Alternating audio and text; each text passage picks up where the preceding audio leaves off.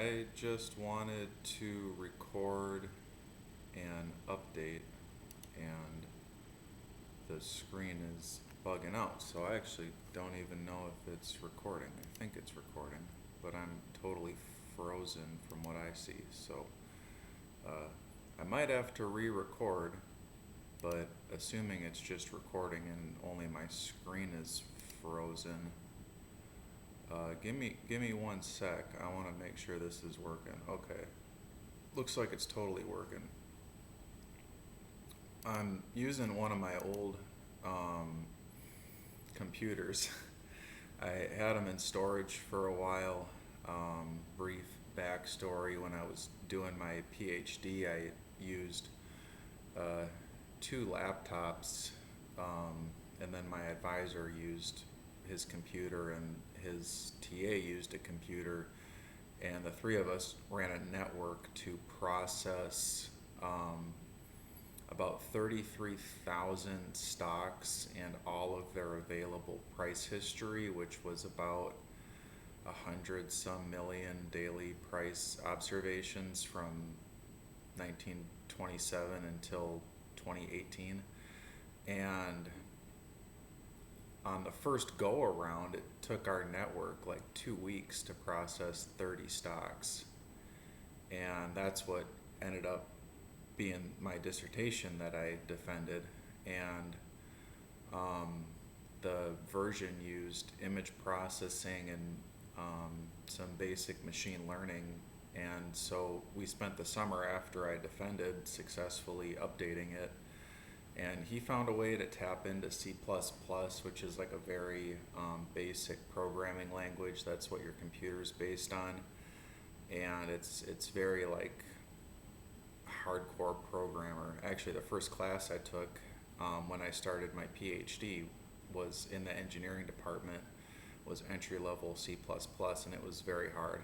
I spent the entire summer before I got into my coursework on that class, and it was rough, but I got an A, but I spent a ton of time, and it led to, my being able to program very well. At one point, one of the Iranian guys from my program, he said, Matt's the best programmer, which was cool. I didn't think I was the best programmer, but maybe I was. But anyway. It's allowed me to be able to, spend more time, since then, since starting my, position previously at IU, and going and, when I'd visit New Orleans, being able to go to my advisor's house in Mid-City, or, wherever he lives, and, go back and forth and overcode. And he's very tough. I mean, he's out of everybody that I know, he's the only person I know that knows finance and knows how to code. And from what I've heard from the industry friends that I have, I'm the only person that's really in that space that's very practical, industry-driven finance and academic finance. And what I recognized coming out of my MBA in 2013 was that, after interning and working for a financial planner, there's not a background in, computer programming, advanced statistics. Most of those guys don't have it. Some of the CFA guys, they're very good with this kind of stuff, but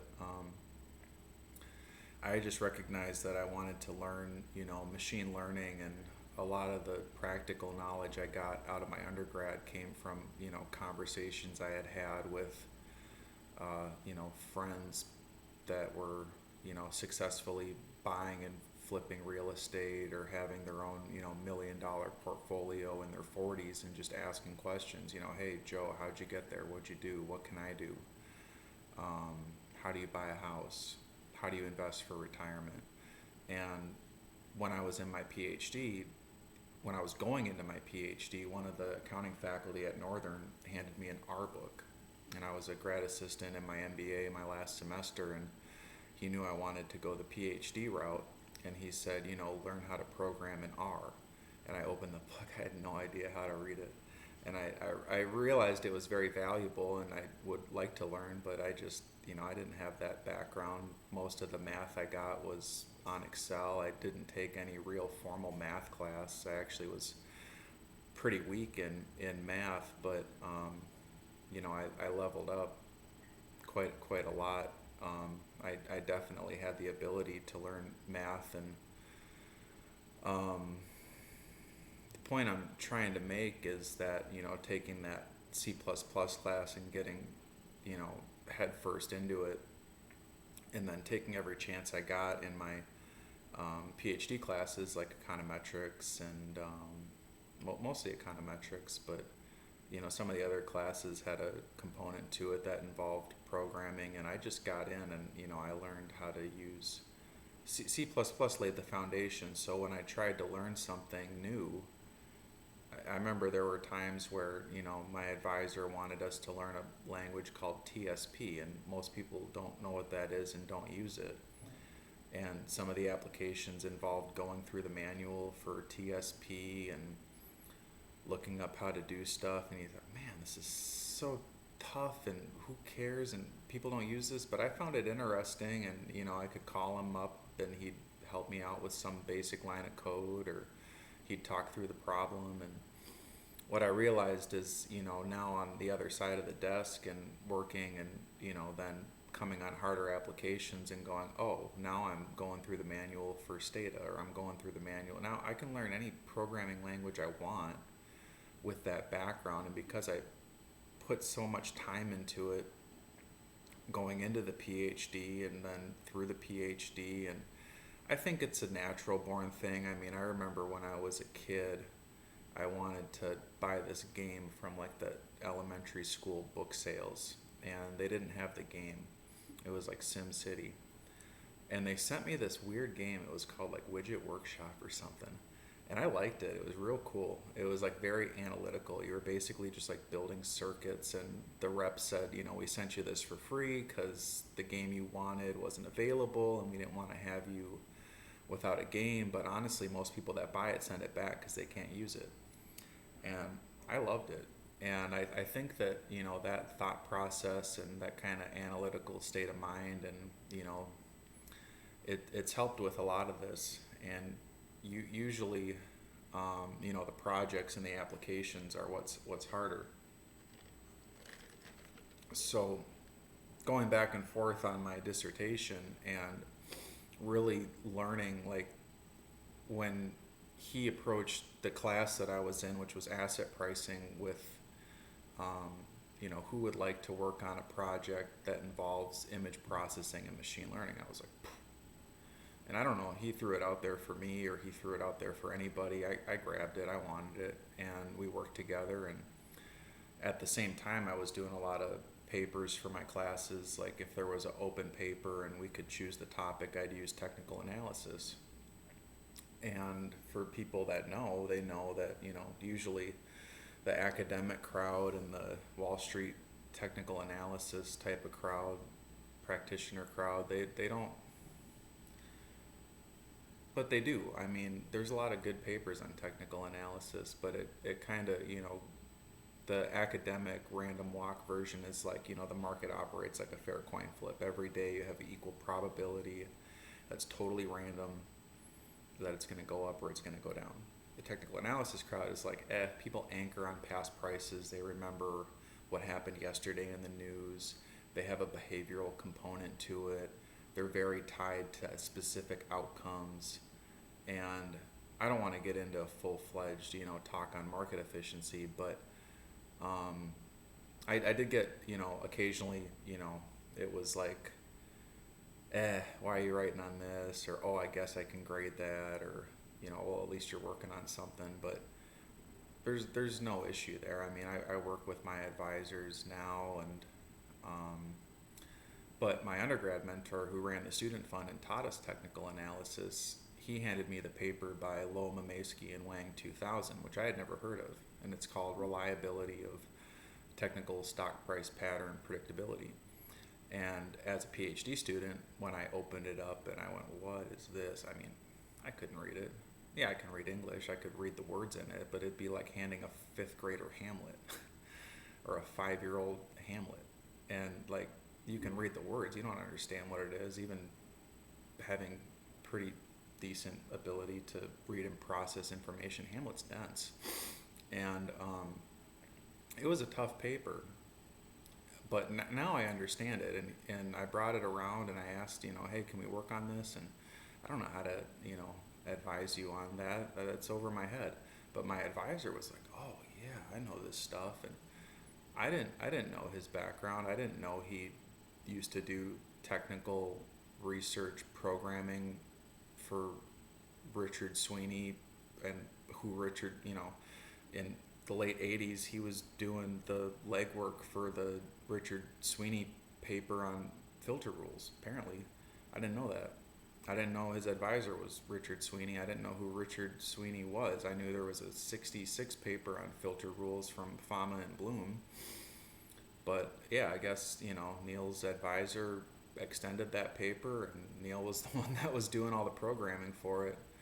And I know what he had to go through, to get his degree from Claremont. And,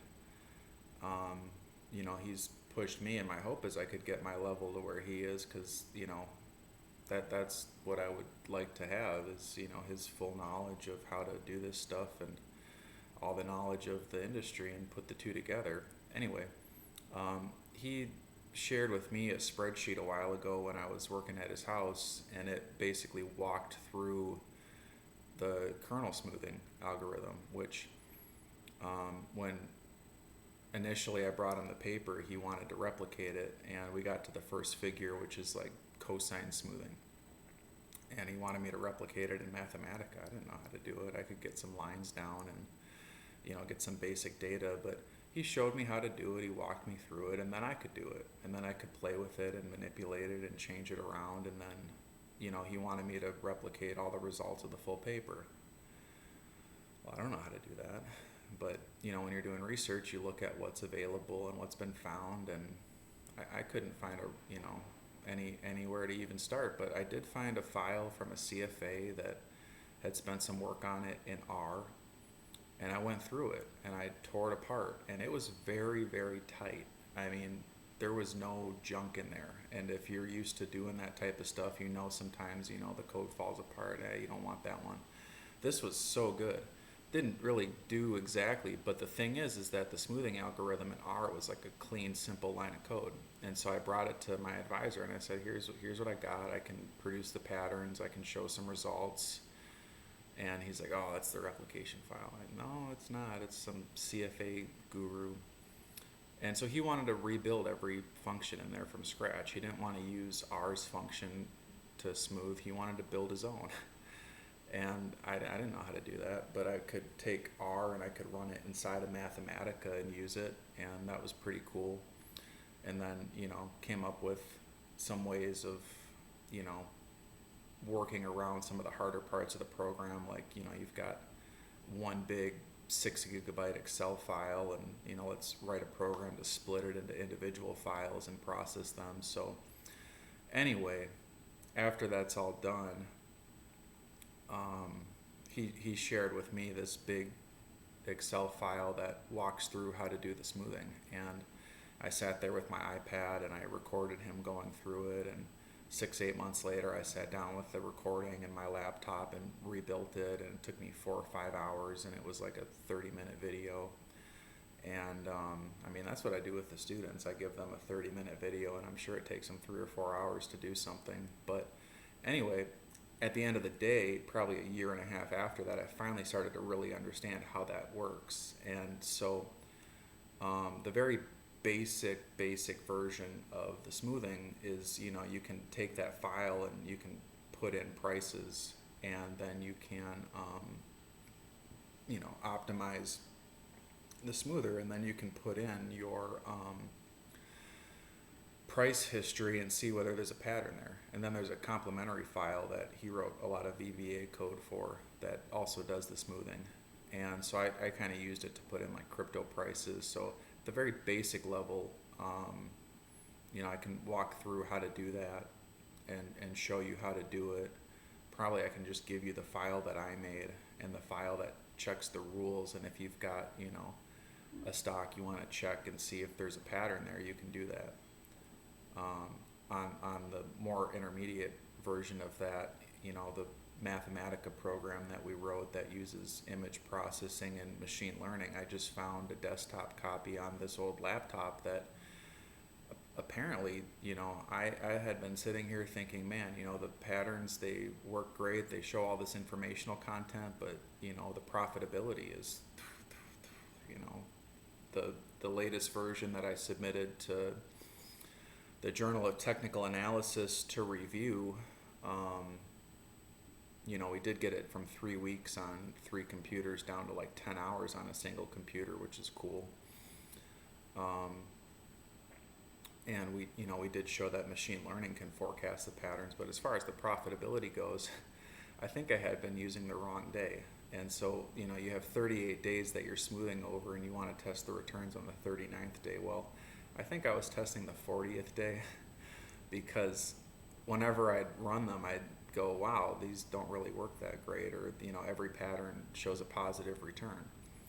Or, the technology that was in the version that went down to 10 hours, it just the way that it did it and the length of time between re-updating them, it was like that. But this version with the image processing, it works real well, where the top patterns have a negative 1-day return, the bottom patterns have a positive 1-day return. The Mathematica file that we built, he did the engineering work for it. I understand how to use it.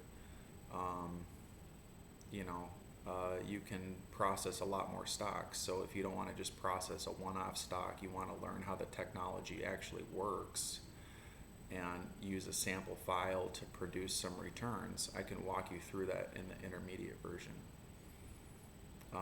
The advanced version that goes beyond that is where I'm at with it, which is like, okay, I understand, 1 day after a pattern, if it's a head and shoulders, the stock's going to drop. Well, what I want to do is I want to process that on real data. I don't want to just use CRISP. CRISP has every available listed stock, which if you've been following the famous investor videos on, rebuilding the paper I wrote with Dr. Mukherjee, I talk about how, there's a lot of penny stocks in there driving the returns. And a lot of the work that I did with those portfolios was bounce it back and forth from my industry friends and let them poke holes in it. And they were like, get rid of the micro caps and get rid of the stocks below $1, things like that.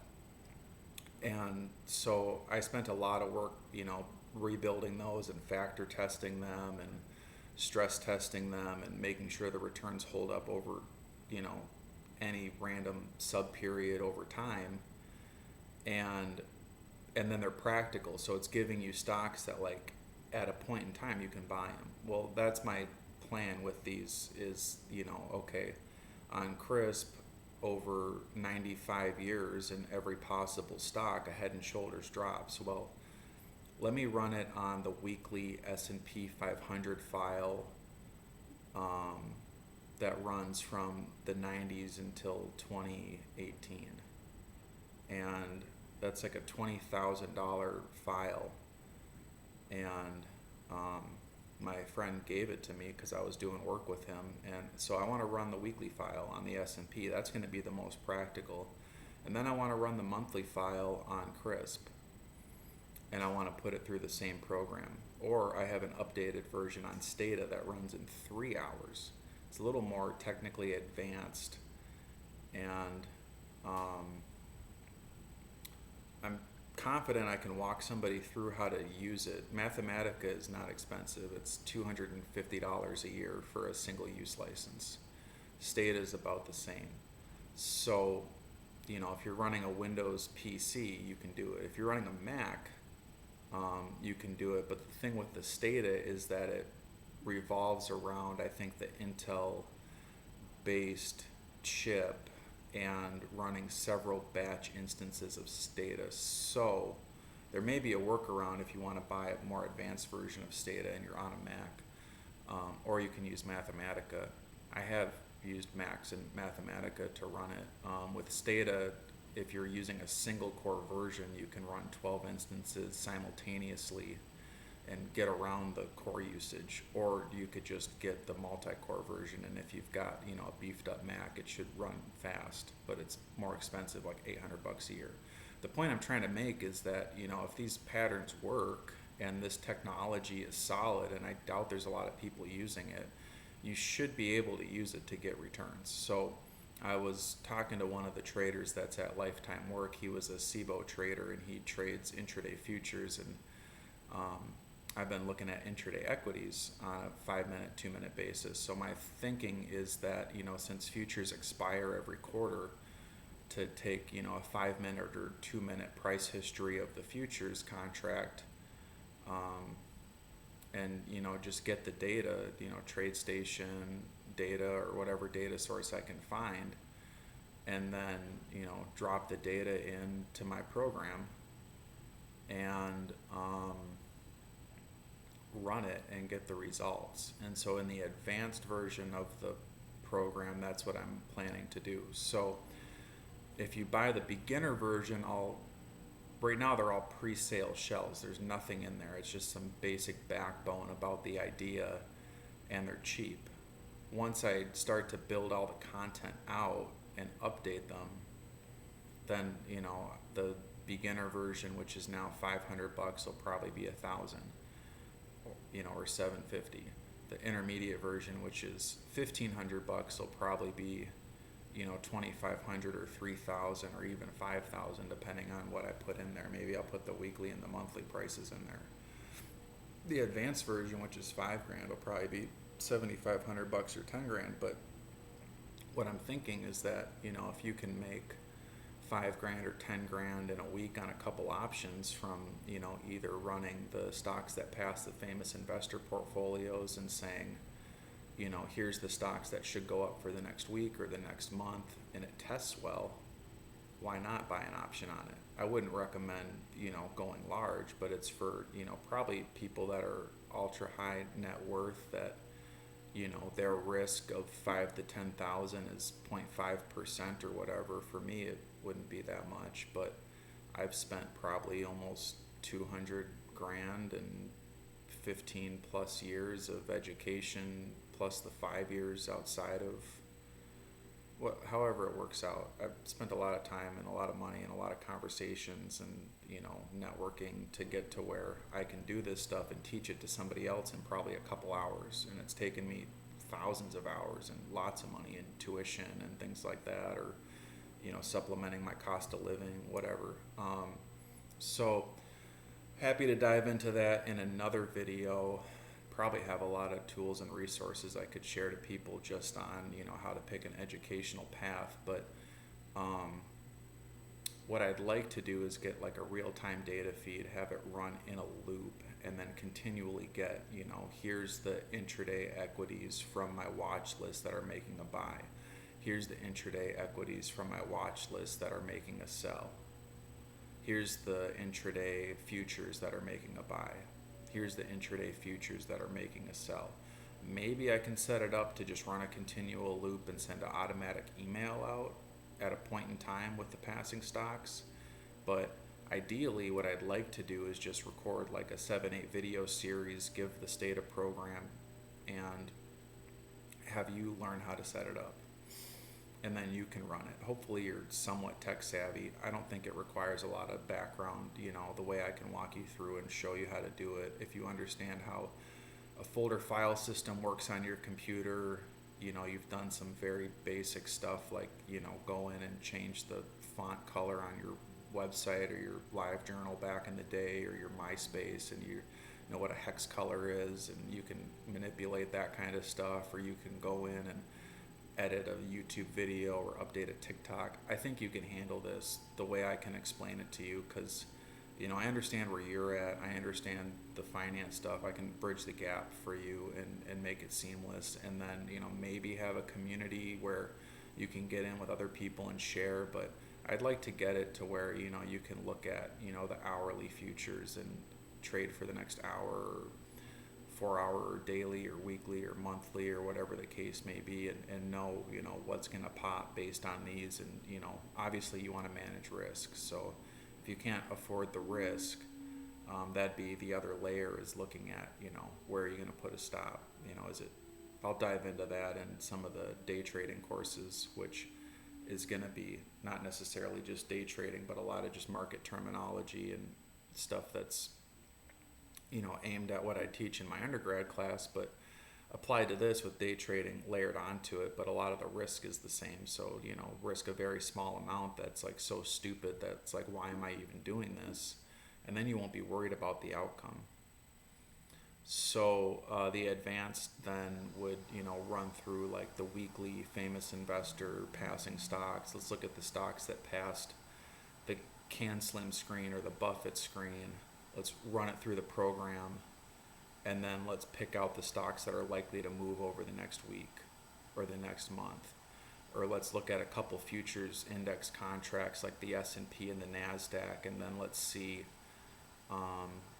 which are poised to move and when and where, and manage risk that way. Or which intraday stocks, are going to move.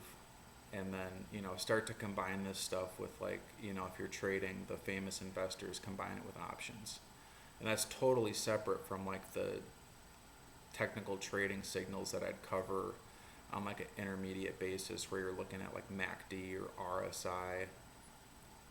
But that also brings me to a good point. You can run these types of patterns on an indicator like RSI. So if I were going to do that, I'd do it here. But I want this to be like a totally separate thing, a totally separate community for people who want this kind of thing. I've got some papers under review in this area that are coming out. I think I submitted for the Dow Award on it.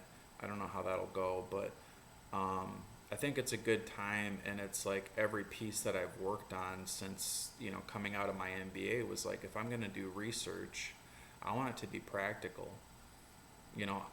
If there's a piece and it's interesting to my co-author and it's something I could enjoy working on, I don't mind getting into something that's, whatever, it improves your skills or it makes you think. But the stuff that I do on my own, it's like, I want to use it. I don't want to just run price patterns to run price patterns and say, hey, this is really cool, but you can't do anything with it. I want to run price patterns to run them in real time and find where the opportunities are. And right now I'm intersecting all this stuff together. So my hope is that, you drop $5,000 on the advanced course, you find one or two options that, you can risk $500 and, you can make that $5,000 back quick is my goal. I think, there could be a potential for an affiliate revenue sharing, but I'd be careful to spread a wide net. I really don't want people involved that aren't going to be taking it seriously and actively looking for signals. I don't want it to be hey, look at this, let me sell it to you and earn affiliate revenue. I want it to be, let me use this and trade an option on it and then share with the community how I did. And then just keep a running track record of it. So my first thought is, I'm going to spend some time testing it and working it. Obviously, the first two versions I have done. I haven't put the content out there yet. Once I put the content out there, once I fill the course, I don't know when I'll get to it. I'm going to work on it. I'd say hopefully by the spring, I have it done. I think I set a time limit that like it's pre-sell until, whatever it is, 6 months. And I'll honor that. I'm not going to change it. Even if I go and update it, I'm not going to change it. But once the pre-sale's done, I'm not going to go back on it. So then it's going to go up. And hopefully I can get some people in there to test it and to try it out, help me shape and frame it, what time frames, what data, what products, maybe crypto, maybe bonds, I don't know. But how to get it to really provide a value. And then, get some testimonials and maybe have some gurus in there like my advisor, that want to run the community or answer questions. I don't know. But I think it's real usable in the fact that, I just went through and I looked at, the image version of it. And it actually works really well. And I was surprised because in the past when I had looked at it, I just was like, it just isn't really doing what you think it should do, but I was clearly not reading it right. So I have this on my desktop here, but this is such an old computer that I have to leave it plugged in, and I should probably scrape everything off of here and back it up on a hard drive.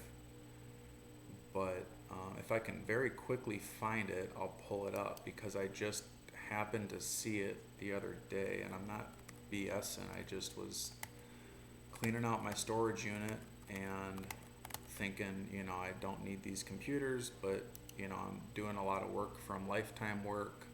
I don't have any computers at my house. Yeah, I can see right here R40. I was testing the 40th day return. So that's why I was sitting there going, man, these don't actually work. But you don't want the 40th day return, you want the 39th day return. And I have that. I just have to find it. So what I'll do is pull up the folder where I know I have it, and I'm going to open it. And then I'm going to show it to you. So let me do that. I backed it up to my OneDrive. So I at least saved that, but I don't know how many other folders I have. Here, let me show you. And then I'm going to shut the video off because it's been 30 minutes. This is the status screen. This is the image version of it. The more recent update in Stata produces the same result.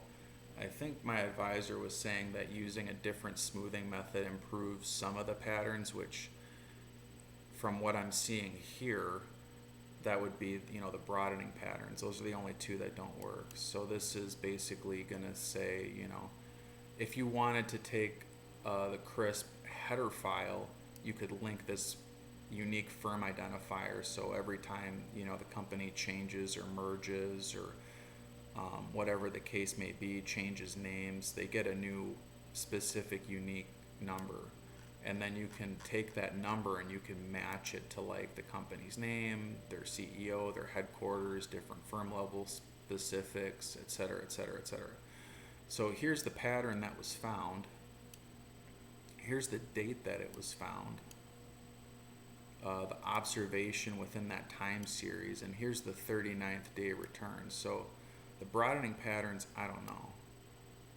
These V's are pixel values, which I touched on earlier in this video, that we looked at image-based representation of time series. So we took the price data and we converted it to image data and then used it to process and picked out the extreme values from the pixel values. And I'm actually working on a machine learning article for the Journal of Portfolio Management that looks at, convolutional neural networks, which when I was a grad student, I was getting into this stuff, and my advisor had me learning about support vector machines, which is the second paper that I was asked to write on for the Journal of Portfolio Management. And at one point he asked me to actually replicate a support vector, and that's probably a separate video, but it was hard. I couldn't find how to do it, and I found some basic program in Mathematica that went through most of it, and I could take the code and I could match it to the papers and go, okay, here's the math in the paper, here's the math in the code, they look similar. But then it went into this fancy little thing that was more of like a, here, look what I can do, how cool is this? And it wasn't like something you could actually get like a real result out of. And I dug and I dug and I looked further, and eventually I found a Mathematica file, and it wasn't Mathematica code. I mean, it was, but it was way different. It's a totally different way of doing it. But in their walkthrough, they showed the math behind how to get to the actual decision. And it was similar enough to the math that was in the other paper, and I could understand then how to turn that math into code. I was able to write the decision rule for it. So I could take, a basic, like set of 5 observations, which is, the 5 extreme values, and then like, a 1 if it's a bottom and a 0 if it's a top or something, and put it through that program that I wrote and get the result back. So I'm wrapping up another project that looks at, when you're using price and time versus when you're using pixel values, and it looks like the pixel values just do a much better job of processing when it comes to machine learning. And from what I'm learning about the convolutional neural networks, it's basically just like a unique image-based transformation that you're doing, and then getting down to like just key features of the image, which I believe that we did something similar here. And a lot of the papers, they use like one of two methods for it. I think one is called like granular augmented fields, the other one's called recurrence plots, and they basically just take like a normal image of like a person, and then they turn it into you got like a person doing things with their arms, and then it just turns into this like fuzzy wave of like black and white waves. I mean, it looks like you're at like an Electric Forest concert or something, if you're familiar with that. But it represents unique data related to like, this is a person's arm. So as I went through, this program and tried to understand how Neil, took these image transformations, I learned how he's, taken the, whatever the pattern is, it's a head and shoulders or it's a broadening pattern. And then he's, looking at like, well, let's turn the image into black and white. And then let's have a 1 represent, a black pixel, and a 0 represent a white pixel. And then let's delete all the duplicate information, and let's, map it into some Hilbert space, and then find the extreme values and remap it into Cartesian coordinates, which is what this is. So this is all the patterns and all the pixel values and all the returns. So you can see, looking at the broadening bottom, it should be a positive return, but there's a lot of negatives. Head and shoulders, there's some positives, there's some negatives, but overall, like, they're more negative than positive. And so we do that for all the patterns. And so what I do here is I say, by pattern name, let's just run a regression of the 39th day return. And what that'll do is it'll tell you what the standalone return is on each pattern. So this coefficient here is saying when there's a triangle top, it's a negative, 0.01% daily return. When there's a triangle bottom, it's a positive 0.01% daily return. When there's a rectangle top, it's a 0.08% daily return. Rectangle bottom's 0.09% positive. So I guess the inverse head and shoulders is the wrong sign, and the broadening top is the wrong sign, but the rest of them seem to work. And when we update this in the Stata version, then the coefficients improve, and the inverse head and shoulders becomes positive. So that's the version I'm leaning towards using to run, and I might include that in the intermediate version and teach how to use both, and then in the advanced go through how to run it with a real-time application. But I just want to make sure that it works before I start to put it out there. And I realize you're running so many stock prices that unless you're batch buying and selling tons and tons of stocks, it's not real practical. Like when I was running the famous investor portfolios, and they were getting exposed to like hundreds and hundreds of stocks, it was like you just can't practically use this. So I got it down to like 10 to 15 stocks. So that's my goal here, is to like get it down to like just a small amount of stocks that you can actually track and follow, and then see where it works. And once I've tested that, then I will start building out all 3 courses. And my goal is that it's going to work, and I'll get it to work, and I think it'll be fine. But I haven't tested it out in real time, but that's the goal of the advanced, is like you learn the basic technology in the beginner on like a single stock, and you get the spreadsheet and get the ability to drop in a stock price and see where the patterns are. You get the VBA, and the intermediate you can learn how to do the Mathematica process, and it runs on a folder file system. You basically, have a package that all the technology is built into. You have a folder with all your files, and then you learn how to like set the path. It's pretty easy. You just make a directory on your. I'll walk you through in the intermediate how to do it. I'll probably walk through how to do the stated version too. So you'll get a lot of content in there, probably 10 to 15 hours worth of material, and I'll record it in a few videos, and then if you want to share with me once you've got it to work, I'm happy to go through it with you. And then in the if you want to take it from there and run with it, go ahead. But in the advanced, then I'll go through like how do you get the real-time data feed, how do you link that up, how do you get it to run. And my goal is to just get it to run and just set it up on like a server and just have it run. And then, if it's working, have it automatically place trades or automatically email. I don't necessarily want to commit to like, here's a newsletter with all the stocks. I'd rather you just do it. But if I get it there and I'm using it and I can provide it, I might. But I'd rather it be something that, you take the files and you learn how to use them, and then you set up your data feed, and then you get it to run. And if I can help you out with how to set it up to auto trade or how to send emails, I will, but I'd be very cautious about auto trading unless you're comfortable with it. I think it'd be better for you to place the trades manually with a very small amount, make sure it works, make sure it's doing what you think it's going to do. But that's where I'm at with it. So once I get it over that next hurdle, all systems go. We'll spend until the spring, beginning of the spring, January, February, putting all the info in there, and then I'll just probably make some YouTube videos about it. I doubt I'll go heavy on marketing. Probably I'll just update anybody that I think might be interested in it, have it available, have the YouTubes up, but keep it to a small dedicated group of people that want to use it.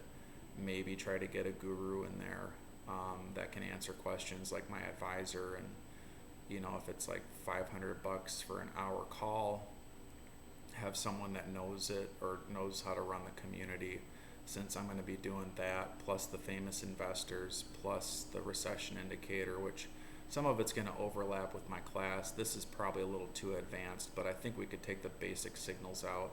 We'll see how it goes. I'll probably start with the weekly file, then the monthly file, and then I'll look at like getting the individual price series from the most recent famous investors newsletter on whatever time frame, probably not daily, probably weekly or monthly, and then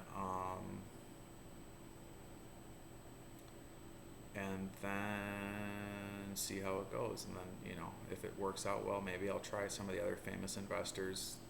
On that note, I am working on rebuilding them, so I'd like to get them where I can either get them working in Mathematica or in Bloomberg Python, and once I do, I'll update the advanced course for the famous investors. So, you want a streamlined process, maybe you can just rebuild those, sift through the stocks, find the patterns, and trade. Or you want an intraday data feed. Or you want to take stocks from your intraday trading list, and, after the market's been open and you've got your morning signal and you've got your late morning signal, and now it's the middle of the day, maybe you can spot some of these patterns, or you can go to futures with it. So I hope to provide a lot of value there, but we'll take it a step at a time.